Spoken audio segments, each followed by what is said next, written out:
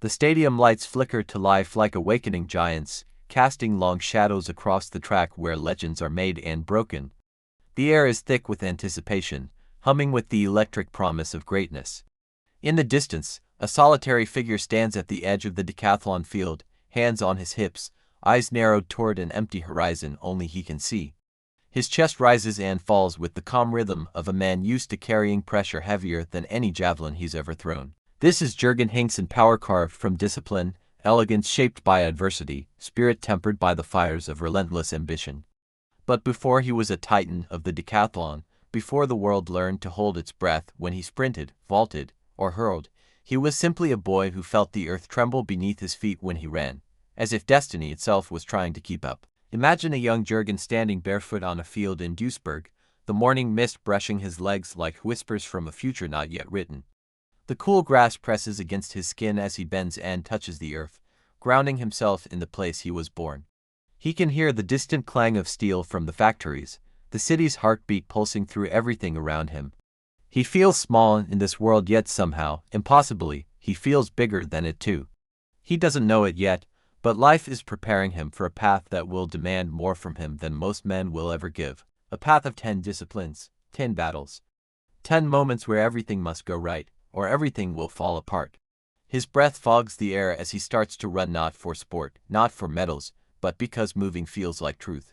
His legs churn, his arms slice through the wind, and for a fleeting instant he feels infinite.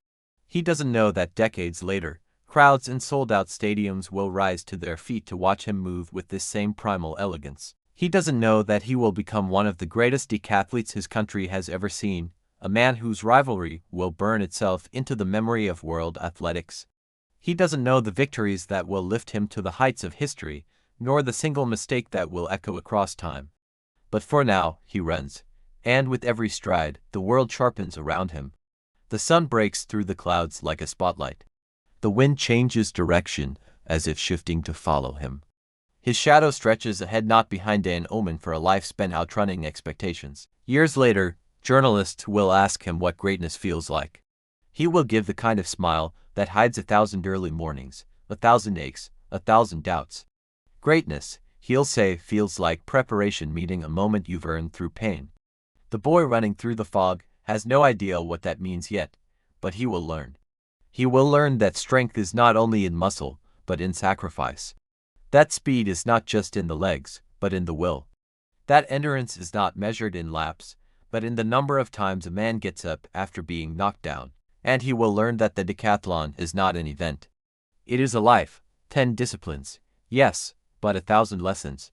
And so the story begins in the quiet of a German morning with a boy who would one day make the world watch in awe, gasp in shock, and ultimately admire a man whose career became a testament to the complex beauty of being human. Jürgen Hingsen's journey is not just about medals. It is about the soul of an athlete, the triumphs that build him, the failures that define him, and the relentless courage to stand before the world time and time again, giving everything he has, even when everything might not be enough. And now, his story unfolds. The boy who once ran through the mist grew into a young man whose body seemed sculpted for movement. Jürgen was tall, towering over his peers by the time he reached his teens, and broad-shouldered, with a natural ease of motion that made coaches take notice. But talent never works alone. What truly set him apart was his hunger. He trained not because he had to, but because something inside him felt restless when he wasn't pushing himself. Running, jumping, throwing, they weren't exercises. They were a language, one he was born to speak. By his late teens he found the world of the decathlon, a universe where strength, speed, grace, and grit collide. Where any weakness is exposed, where every event is a question asked by fate, are you enough? The decathlon doesn't reward perfection, it demands war.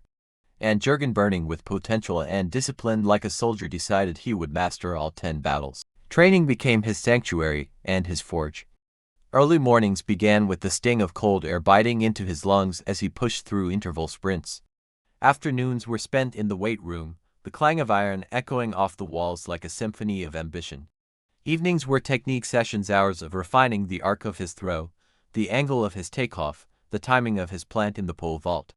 Each discipline chipped away at him and built him stronger. He was not without frustration. Some days the discus refused to fly. Some nights the high jump bar mocked him as it clattered to the ground again and again. He would sit on the track, sweat dripping from his brow, and whisper to himself, "Again? I'll get it. Again." Coaches watched him with admiration bordering on disbelief. For every failure, Jürgen returned with the fire of a man determined to prove something not to the world, but to himself. And the breakthroughs came. Suddenly his javelin soared with perfect violence, slicing the sky in a way that made teammates stop and stare. His sprints became smoother, more controlled, the stride of a man who understood not only power but rhythm. His jumps became poetry, explosive, yet precise. The young athlete was transforming into a contender. By the early 1980s, he stepped onto the international stage not as an underdog but as a rising force. Crowds buzzed when his name was announced. Commentators spoke of his potential with the reverence reserved for legends. His performances grew sharper, his confidence hardened. And then, the rivalry began. Daley Thompson, a name that would haunt, push, frustrate, and ultimately define Jürgen Hingsen's career. They were opposites, a clash of styles, personalities, and nations. Thompson, charismatic and fearless, thrived under the spotlight. Hingsen, disciplined and methodical, carried a quiet storm inside him. When they met, the decathlon felt less like a competition and more like a duel carved into history. Their battles became theater. Audiences filled stadiums not just to witness athletic excellence, but to watch two men push each other to the edge of human capability. Every event crackled with tension. The scoreboard flickered like a living heartbeat, swinging back and forth between their names. Each throw, each sprint, each vault felt like a moment the world held its breath.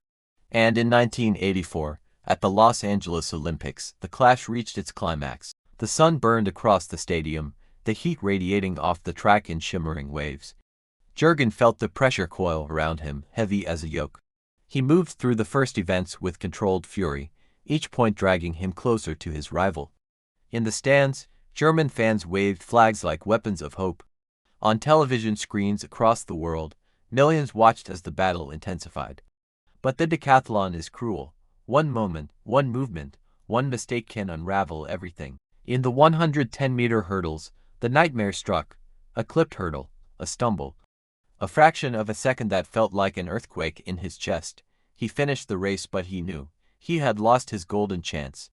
When the competition ended and Daley Thompson stood at the top of the podium, Jürgen watched with an expression carved from equal parts disappointment and dignity. Silver glistened around his neck, not gold, but not nothing either. Yet for a man who trained with the discipline of a monk and competed with the heart of a warrior, it felt like a wound. Still, he stood tall, because that is who he was. The world would remember the mistake, but he remembered the journey, the sweat, the sacrifice, the fight. And he vowed he would return stronger. And he did. Through the late 1980s, Jürgen continued to dominate, breaking records and proving that setbacks were simply chapters, not conclusions. His training grew more intense, his focus sharper. The rivalry, though painful, fueled him. It refined him. And through every victory and every disappointment, he stood as a symbol of resilience. The decathlon is not a sport for the faint-hearted. It tests everything: body, mind, spirit. And Jürgen carried all three like a titan. His mind burned with strategy. His body moved with power sculpted through years of dedication. His spirit unyielding made him a legend. He retired knowing he had given everything. Knowing he had inspired countless young athletes to dream bigger, run harder, believe deeper. Knowing that greatness is not defined only by medals but by character. The boy who once ran barefoot through the morning mist became a man remembered for his courage, his strength, his dignity, and his humanity. And his story lives on not just in the record books, but in the hearts of those who watched him rise, fall, rise again, and never stop fighting. Thank you for watching this powerful journey of Jürgen Hingsen.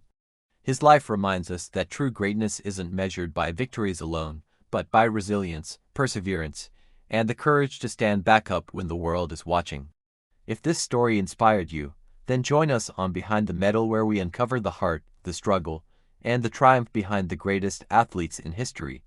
Don't forget to like, share, and subscribe, and keep pushing toward your own greatness. The next legend story is coming soon.